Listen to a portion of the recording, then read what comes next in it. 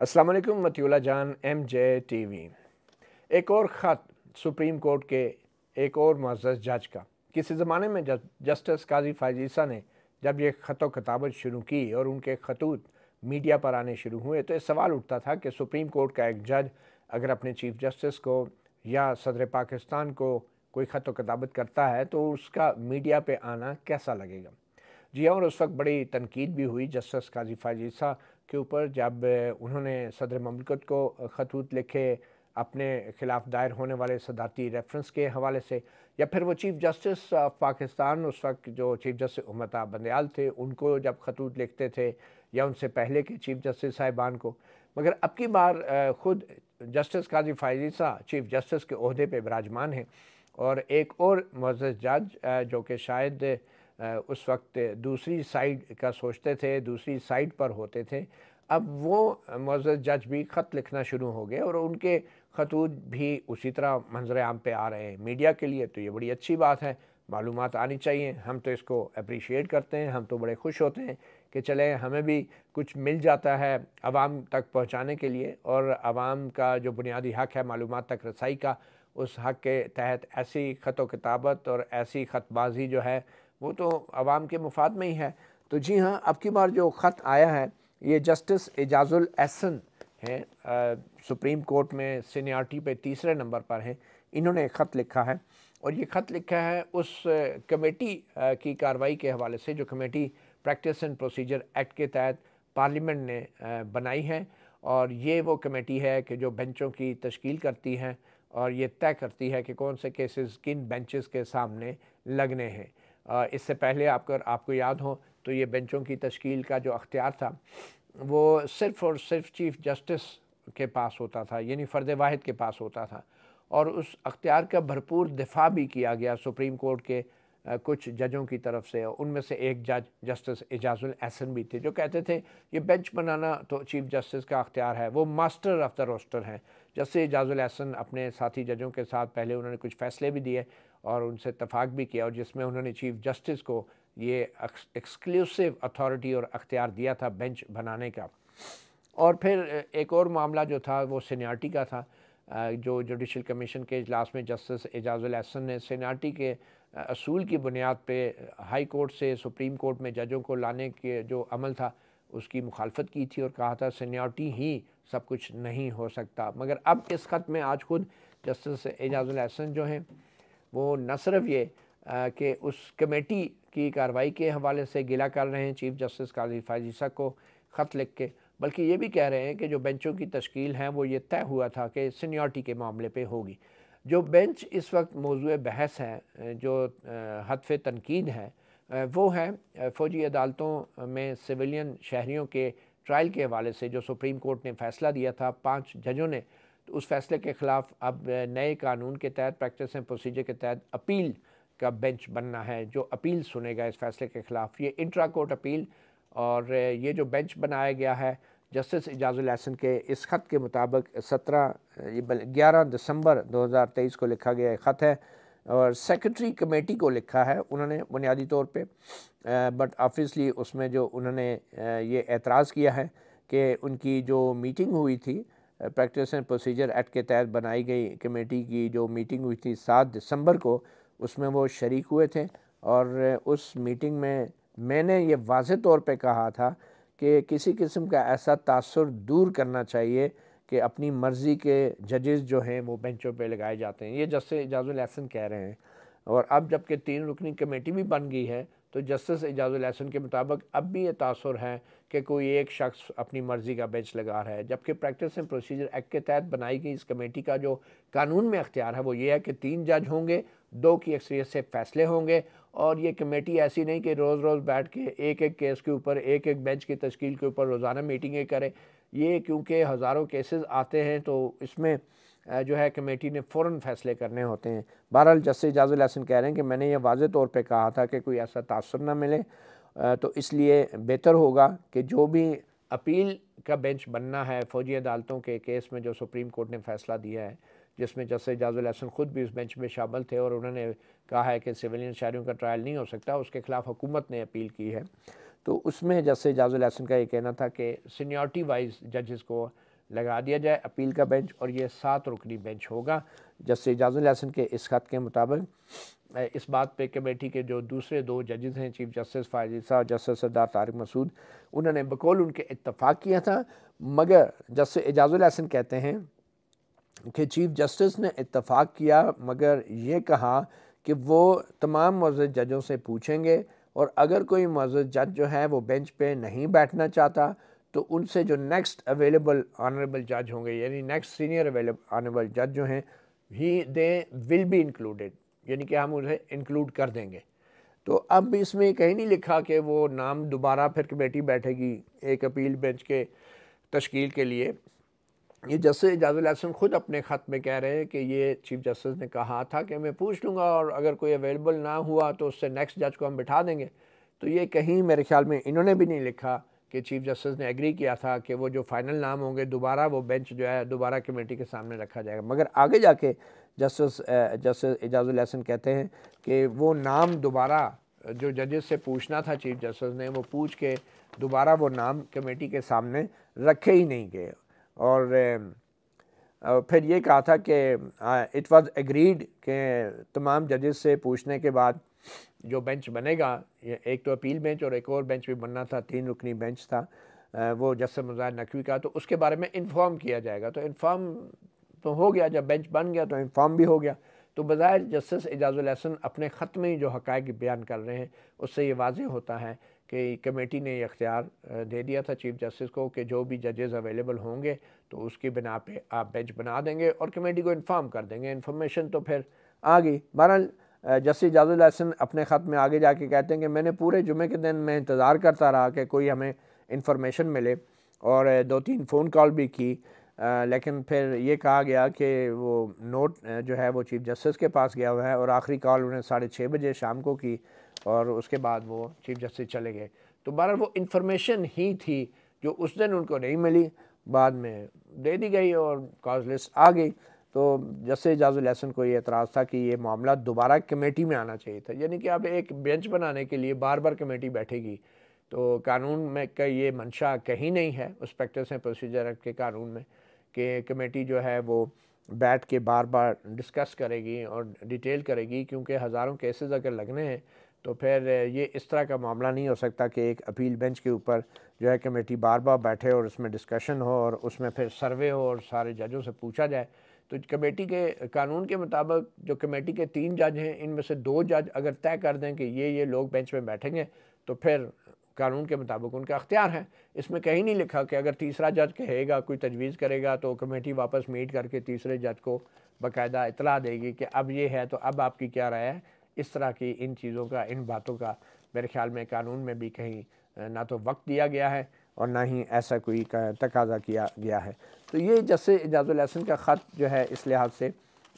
इसमें खुद इसमें कुछ कंट्रडिक्शन ऐसी ज़रूर मौजूद हैं। दूसरी बात यह है कि इसमें 2 चीज़ें बड़ी अहम हैं। एक तो ये कि सीनियरिटी के असूल के ऊपर अब जस्टिस इजाज़ुल हसन बड़ा ज़ोर दे रहे हैं कि ये तय हुआ था कि जो बेंचेस हैं वो सीनियरिटी के असूल के ऊपर बनाए जाएँ। एक लिहाज से जस्टिस इजाज़ुल हसन भी अब याद दिला रहे हैं जस्टिस काज़ी फ़ाइज़ ईसा को, जो बहुत सीनियरिटी का वो जुडिशल कमीशन के अंदर वो कहते थे कि सीनियरिटी के बेसिस पे आना चाहिए, सीनियरिटी का असूल होना चाहिए जजों को ऊपर लाने के लिए, तो अब बेंचों की तश्कील में भी सीनियरिटी को लाए। मगर दूसरी तरफ वो खुद अपना जो माजी का स्टैंड था जस्टिस इजाज़ुल हसन का और जस्टिस बंदयाल का और इन लोगों का, ये अपने स्टैंड को भी नफ़ी कर रहे हैं। आई डोंट नो, वो एक किस्म का सीरियस जोक कर रहे हैं, मजाक कर रहे हैं, अपने तज़ादात को सामने ला रहे हैं, या जस्टिस काज़ी फ़ाइज़ ईसा के तज़ादात को सामने ला रहे हैं। मगर कानून जब पार्लियामेंट ने बनाया है उसमें ये कहीं नहीं लिखा कि जो सीनियर तरीन जजेस हैं वही बेंच पे बैठेंगे। कानून में सिंपल ये लिखा है 3 जजों की कमेटी होगी और 2 जजेस फैसला करेंगे कि कौन कौन जजेस का बेंच होगा। और मकसद इस कानून का था ही यही कि एक फ़र्द वाहिद जो चीफ जस्टिस था, जिसको नाम नहाद मास्टर ऑफ द रोस्टर कहते थे जस्टिस इजाज़ुल हसन और कुछ दूसरे मुअज़्ज़ज़ जजेस अपने फ़ैसलों में, उस चीफ जस्टिस के फ़र्द वाहिद के अख्तियार छीन कर जो है अब 3 जजों को दिए गए, और ये 3 जजेस में से 2 जजेस जो हैं कोई भी फ़ैसला कर सकते हैं। तो ये कहीं नहीं लिखा कि सीनियरिटी की बेस पे बनेगा। 2 जजों ने सुना, एक दफ़ा हियरिंग हुई, बता दिया कमेटी में कि ये बेंच बनने जा रहा है, और जब कमेटी में तय हो गया कि चीफ जस्टिस सारों से पूछ के कर लेंगे, तो फिर चीफ जस्टिस ने बेंच बना दिया और इन्फॉर्म भी हो गया, बाद में कॉज लिस्ट आ गई, इन्फॉर्म हो गया, अब उनको ख़त लिखते कि अब जी ये आया है तो अब दोबारा मीटिंग करें, ऐसा शायद अमली तौर पे करना मुमकिन नहीं था।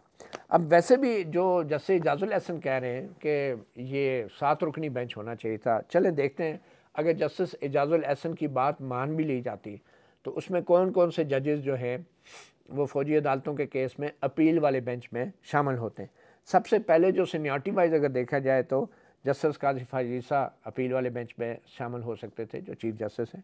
उन्होंने बज़ाहिर जो है 2015 में एक फ़ैसला दे रखा था कि इवन के आइन की जो तरमीम की गई थी, 21वीं तरमीम, उसमें भी जस्टिस काजी फायज़ ईसा ने कहा था कि सिविलियंस का फ़ौजी अदालतों में ट्रायल नहीं हो सकता, जो आइन में तरमीम की गई थी। तो ये तो सिर्फ कानून की बात थी, तो जस्टिस फायज़ ईसा अपना माइंड दे चुके थे, तो बज़ाहिर वो इसलिए अब इस बेंच पे दोबारा नहीं बैठे कि वो अपने अगर आइन में की गई तरमीम के भी वो मुखालिफ थे, तो ये तो सिर्फ एक एक्ट है सिंपल अक्सरियत का, तो इसलिए वो नहीं बैठे। उसके बाद जो भी सीनियर तरीन नेक्स्ट जज हैं वो जस्टिस सरदार तारिक मसूद हैं, वो बिल्कुल मौजूद हैं अपील वाली बेंच में। फिर उसके बाद जस्टिस मंसूर अली शाह आते हैं, वो भी इस बेंच में शामिल नहीं किए गए। उनके शामिल ना होने की वजह यह भी है कि वो पहले भी इन मामलात के ऊपर बड़ी स्ट्रांग अपनी राय दे चुके हैं, क्योंकि जब 9 रुकनी बेंच बना था उसमें उन्होंने यही कहा था, एक तो प्रैक्टिस एंड प्रोसीजर का उस वक्त फ़ैसला नहीं आया था, वो कहते जब तक फ़ैसला नहीं आता ये बेंच बनना ही गलत है, 9 रुकनी बेंच, तो वो उसमें नहीं बैठे थे। फिर उन्होंने काफ़ी एतराज़ात किए थे कि ये तमाम दरख्वास्तें ये पब्लिक इंटरेस्ट में नहीं हैं, ये पॉलिटिकल है और ये हाई कोर्ट में पहले सुनी जानी चाहिए थी, तो काबिल समात होने के हवाले से उनके व्यूज़ बड़े स्ट्रॉन्ग थे। इससे पहले जस्टिस सरदार तारिक मसूद के हवाले से जो कह रहा है, क्या कहा जा रहा है कि उन्होंने वो भी अपनी राय दे चुके थे। मैंने उनका जो राय पढ़ी है उसमें मुझे नहीं लगता कि उन्होंने खसूसन मेंटेनेबिलिटी के ऊपर अपनी कोई राय दी है। उन्होंने ये ज़रूर कहा था कि ये जो बेंच बना है 9 रुकनी बेंच, या बाद में 7 रुकनी हो गया था और फिर आखिर में ये 5 रुकनी हुआ था, तो ये जो 9 रुकनी बेंच बना है, ये 9 रुकनी बेंच नहीं बनना चाहिए, ये बेंच ही नहीं बन सकता था फ़ौजी अदालतों का केस सुनने के लिए। तो इसलिए, और फिर उन्होंने ये भी कहा था कि ये जो दरख्वास्तें हैं इन पे फिर ये तनकीद होगी, अगर ये बेंच सुन रहा है तो ये बेंच तासुर मिलेगा कि ये बेंच खसूसी तवज्जो दे रहा है इन दरख्वास्त गुजारों को, और एक दिन पहले मुलाकातें होती हैं और अगले दिन केस लगा दिया जाता है, हालांकि ये दरख्वास्तें तो हाई कोर्ट में जानी चाहिए थी। तो बेसिकली जस्टिस सरदार तारिक मसूद का जो एतराज़ था वो मेंटेनेबिलिटी से ज़्यादा बेंच की तश्कील पे था और बेंच बनाने के चीफ जस्टिस के अख्तियार पे था। एक ऐसे वक्त में जबकि पार्लियामेंट का बनाया गया कानून जो है वो मुअत्तल किया गया था और कमेटी जो बननी थी उस कानून के तहत वो फंक्शनल नहीं थी। तो उनका जस्टिस सरदार तारिक मसूद का फोकस जो था वो ये था कि चीफ जस्टिस वो बेंच बना ही नहीं सकते थे और दरख्वास्तों को सुन नहीं सकते थे, तो ऐसा मेंटेनेबिलिटी के ऊपर उनकी वो राय नहीं थी। और वैसे भी वो राय जो थी उनकी जो मेंटेनेबिलिटी के ऊपर बराह रास्त नहीं थी, तो अब जबकि सुप्रीम कोर्ट ने वो सुन लिया है, वो फैसला कर लिया है, तो मैं समझता हूँ अपील के मरहले पे मेंटेनेबिलिटी का मरहला गुजर चुका है और अब सुप्रीम कोर्ट का एक फ़ैसला है। तो इसलिए अगर जस्टिस सरदार तारिक मसूद की कोई हल्की सी भी अगर मेंटेनेबिलिटी के ऊपर कोई ऐसी झलक नज़र आती है कि उनका माइंड उन्होंने शो कर दिया है, तो अब वो रेलेवेंट नहीं रहा और अब जो भी फ़ैसला होना है अपील के अंदर वो ऑब्वियसली मेरिट के ऊपर होगा। अच्छा, तो नेक्स्ट जज आते हैं जस्टिस मंसूर अली शाह के बाद। मंसूर अली शाह नहीं बैठे अपील वाले बेंच में, वो हैं जस्टिस अमीनुद्दीन ख़ान, वो बिल्कुल बेंच में मौजूद हैं। और फिर जस्टिस जमाल ख़ान मंदोखेल जो हैं वो बेंच पे शामिल नहीं हैं। वो इसलिए भी शामिल नहीं हैं कि वो शायद जब बलूचिस्तान में थे तो उस वक्त भी उन्होंने कुछ अपनी राय का इज़हार किया हुआ था और उसके बाद सुप्रीम कोर्ट में भी आके जस्टिस जमाल ख़ान मंदोखेल ने बज़ाहिर ये है कि उन्होंने उसको अवॉइड किया है और बेंच पे ख़ुद नहीं बैठे। उसके बाद जस्टिस मोहम्मद अली मज़हर हैं, वो बिल्कुल बेंच पे मौजूद हैं। फिर सीनियरिटी में जस्टिस अतर मनल्ला हैं, वो बेंच पे इसलिए नहीं बैठे जस्टिस अतर मनल्ला कि वो भी ये समझते हैं कि शायद वो अपनी राय दे चुके थे पहले ही प्रैक्टिस एंड प्रोसीजर एक्ट जब मुअत्तल था उस दौरान, और वो ये समझते हैं कि इन फ़ौजी अदालतों के केस के हवाले से जो दरख्वास्तें आई थी वो पहले उसमें कुछ ज़्यादा बात कर चुके थे, तो इसलिए वो इस बेंच पे नहीं है, तो इसलिए वो भी नहीं बैठे। तो फिर नेक्स्ट जो है जस्टिस हसन अज़हर रिजवी हैं सीनियरिटी में। ये वो सीनियरिटी है जिसके अंदर वो जजेस शामिल नहीं हैं जो 5 जज हैं जिन्होंने फ़ौजी अदालतों के ख़िलाफ़ फ़ैसला दे चुके हैं, तो अपील में वो हो ही नहीं सकते, तो उनके निकाल के जो सीनियरिटी है ये वो मैं आपको बता रहा हूँ। तो फिर जस्टिस हसन अज़हर रिजवी आते हैं जस्टिस अथमन के बाद, और justice Hasan Azhar Rizvi definitely bench पे मौजूद हैं। अब जस्टिस शाहिद वहीद जो हैं सीनियरिटी में वो जो हैं वो इस बेंच पे मौजूद नहीं है नेक्स्ट, और मुझे लगता है कि उनकी तो ज़रूरत ही नहीं पड़ी होगी जब सीनियरिटी में जो ऊपर से आते हुए, मगर अभी 6 जज पूरे भी नहीं हुए, तो शायद वहीद ने भी बज़ाहिर जो है इनकार किया है इस अपील के बेंच पे बैठने पे। फिर जस्टिस मुसर्रत अली हैं आखिर में, और जस्टिस इरफान सादत है। तो इन दोनों जजेस ने एग्री किया है। तो ये 6 जजेस हैं जिन पर मुश्तमिल अब अपील का बेंच बन चुका है, और ये 6 जजेस इस तरतीब से बैठे हैं। तो लगता ही है कि जस्टिस एजाजुल एहसन ने जो भी अब इस ख़त में अपने एतराज़ात का इज़हार कर दिया है, अगर इसकी वजाहत आई तो ये इंकशाफ होगा कि शायद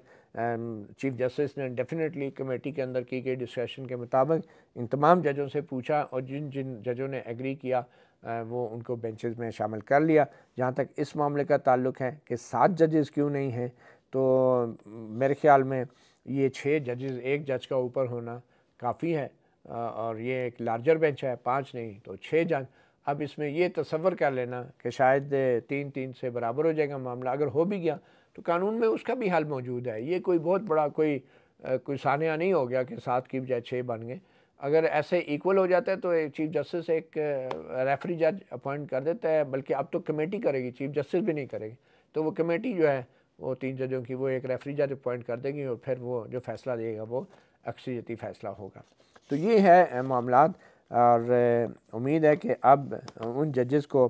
जो है इस कमेटी की अहमियत का एहसास ज़रूर होगा, क्योंकि अगर ये कमेटी ना होती तो क्या justice Ejazul Ehsan chief justice के अख्तियार के बेंच बनाने के अख्तियार के हवाले से इतनी लंबी चौड़ी ख़त किताबत कर सकते? कभी भी नहीं। तो कमेटी भी ज़रूरी थी और सीनियरिटी भी ज़रूरी है, और इन दोनों असूलों को अब उम्मीद है कि ये जजेस जो हैं जुडिशल कमीशन के अंदर तैनातियों के लिए भी ज़रूर इन असूलों को लागू करेंगे। मतीउल्लाह जान, MJ TV से इतना ही। इजाज़त दीजिए। अल्लाह हाफ़िज़।